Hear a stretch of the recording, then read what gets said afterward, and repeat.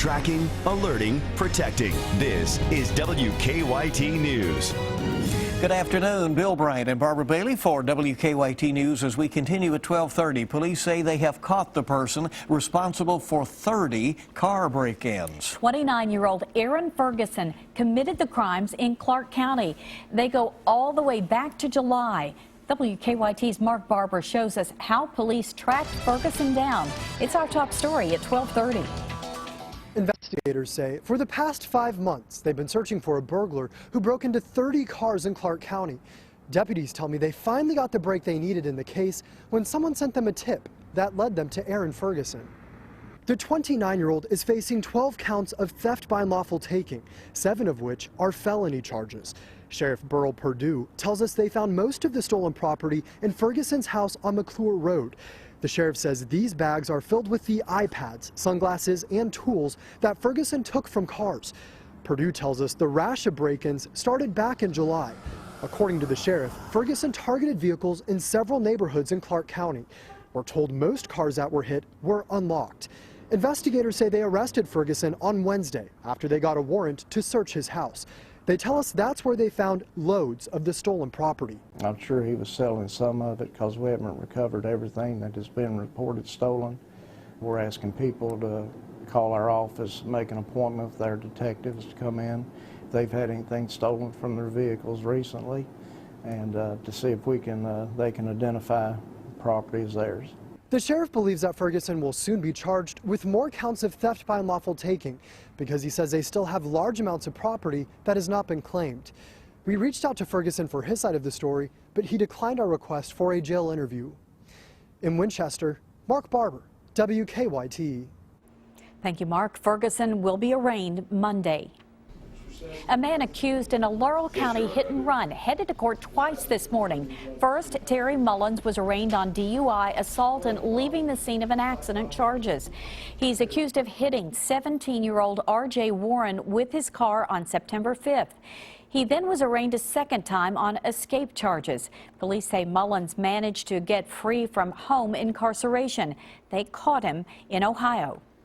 Police say a man lived with his mother's dead body for a month. Investigators in Harlan County say they believe that 63-year-old Elaine Hall died of natural causes. Her adult son told police that he did not report her death because he was praying for a miracle. Neighbors say they did not get suspicious because they rarely saw Hall. We seen him come out maybe like 3 times since the whole time we've lived here, and that's only because they usually don't come out until really late at night or really early in the morning. A maintenance man is the one who finally discovered Hall's body. Her son received medical treatment, and a local pastor has come to counsel and console him. A chain reaction crash has ended with a car hitting a house. It happened at Highland Park and Marcellus in Lexington this morning. We're told that a car headed down Highland Park hit an SUV at the intersection. The crash sent the car spinning into a light pole and a hydrant and then into the home. The driver of the car went to the hospital for chest pain. It's possible she could have went through that if the speed was a little faster, but, you know, I don't know. Just grace of God that she didn't hit, you know, it wasn't hurt as bad as she was or whatever. The driver of the SUV was not hurt. The crash damaged some siding on the house, but it is still structurally sound. Well, it's the beginning of a change to the federal courthouse in Lexington. Officials broke ground on a $5 million addition to the back of the building this morning. The extra space will be added in what's now the back parking lot. The addition will also make getting prisoners in and out of the courthouse easier and safer. Now, the secure Sally Port will enable the marshals to drive the prisoners into a secured covered area and go into the secure portion of the courthouse without being in the parking lot at all. Construction begins in January.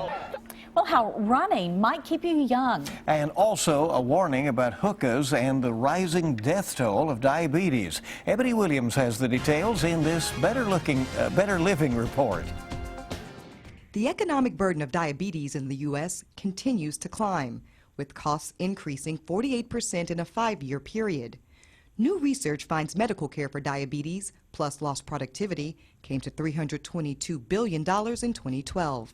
There are new warnings about the health risks from hookah smoke. A study at San Diego State University found smoking tobacco from a hookah pipe raises exposure to benzene, which can increase the risk of leukemia. Researchers say secondhand smoke at hookah lounges is also a danger, and they're calling for tighter regulations. And a new study finds running could be the key to staying young.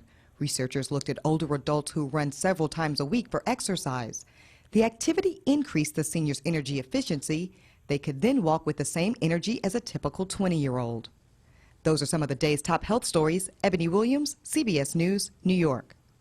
All right, keep those steps going and keep it here on WKYT News. We're back in a moment. The wife of a former UK basketball player releases a painting that honors her husband. You can see it tonight before the big game. And Dan and Sherry Issel are here with us today. Also, the rodeo's in town with barrel racing and more fun. And how to protect your hands from that harsh winter weather.